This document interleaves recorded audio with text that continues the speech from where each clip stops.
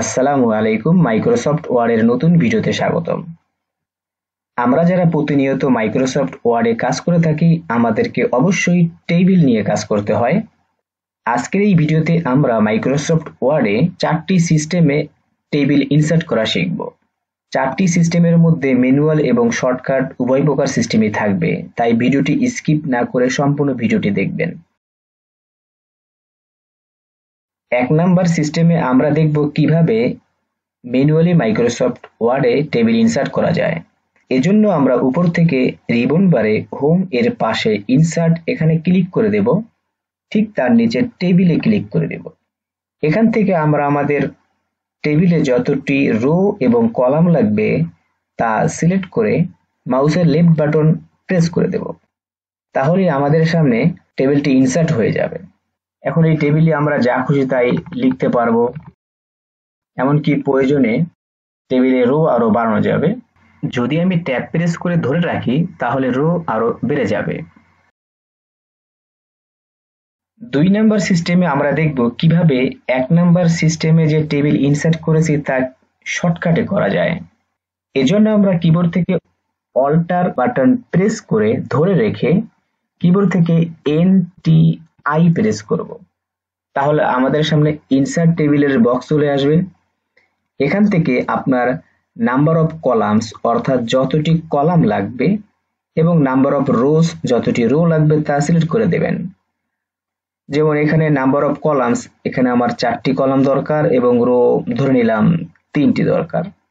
ওকে press করে দেব, তাহলে এর সাথে সাথে আমার টেবিলটি ইনসার্ট হয়ে যাবে। 3 নাম্বার সিস্টেমে দেখব আমরা কিভাবে 2 নাম্বার শর্টকাট এর চাইতেও আরো দ্রুত টেবিল ইনসার্ট করা যায়। এজন্য আমরা কিবোর্ড থেকে plus minus plus minus plus minus plus minus plus minus এভাবে প্রেস করতে থাকব। এখন আমাদের কি প্লাস মাইনাসের মানে বুঝতে হবে। এই প্লাস মাইনাস এই পুরো লাইনটি মিলে আমাদের একটি রো হবে, আর যতগুলো প্লাস দেখতে পাচ্ছেন ততটি কলাম হবে। এখন আমি যদি কিবোর্ড থেকে এন্টার প্রেস করে দিই, আমার প্লাস যতটি আছে এখানে 1 2 3 4 5 6টি প্লাস আছে। তাহলে আমার এন্টার দেওয়ার সাথে সাথে একটি টেবিল তৈরি হয়ে যাবে, যেটিতে একটি রো থাকবে এবং 6টি কলাম থাকবে। তো আমি কিবোর্ড থেকে এন্টার প্রেস করছি, দেখতে পেলেন একটি রো এবং 6টি কলাম সম্বলিত একটি টেবিল তৈরি হয়ে গেছে। আপনি এখানে এখন যা খুশি তাই লিখতে পারবেন। ট্যাব প্রেস করে দিয়ে পাশের কলামে যাচ্ছি।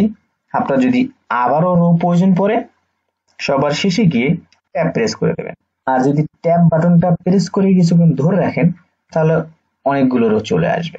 এখান থেকে প্রয়োজন মতো আপনি যদি এই রোটি ডিলিট করতে চান, রাইট বাটন ক্লিক করে আবার ডিলিট সেলস এন্টায়ার রো, ওকে।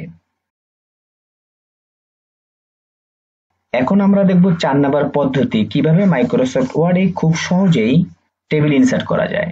তো 4 নাম্বার পদ্ধতিটি দেখানোর পূর্বে আপনাদেরকে বলে রাখি, আমাদের চ্যানেলে এরকম আরো গুরুত্বপূর্ণ ভিডিও দেওয়া আছে। আপনি যদি আমাদের চ্যানেলের ভিডিওগুলো লাইক করে থাকেন অবশ্যই সাবস্ক্রাইব করে দেবেন এবং বন্ধুদের মাঝে অবশ্যই শেয়ার করে দেবেন। 4 নাম্বার পদ্ধতিটি দেখানোর জন্য আমি আমার ডকুমেন্টের নেক্সট পেজে চলে যাচ্ছি।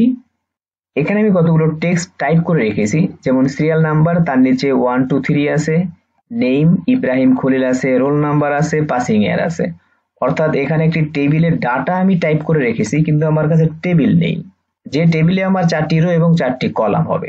আপনার কাছে যদি এরকম কোনো ডাটা থাকে যে ডাটাটা টেবিলে ইনসার্ট করা দরকার, তাহলে সেগুলো সিলেক্ট করে নেবেন এবং কিবোর্ড থেকে অল্টার বাটন প্রেস করে এনটিআই প্রেস করে দেবেন। তাহলে উক্ত ডাটাগুলো একটি টেবিলে ইনসার্ট হয়ে যাবে। আজকের ভিডিওটি আপনার কেমন লেগেছে অবশ্যই কমেন্ট বক্সে জানাবেন। পুরো ভিডিও জুড়ে সাথে থাকার জন্য ধন্যবাদ। আসসালামু আলাইকুম।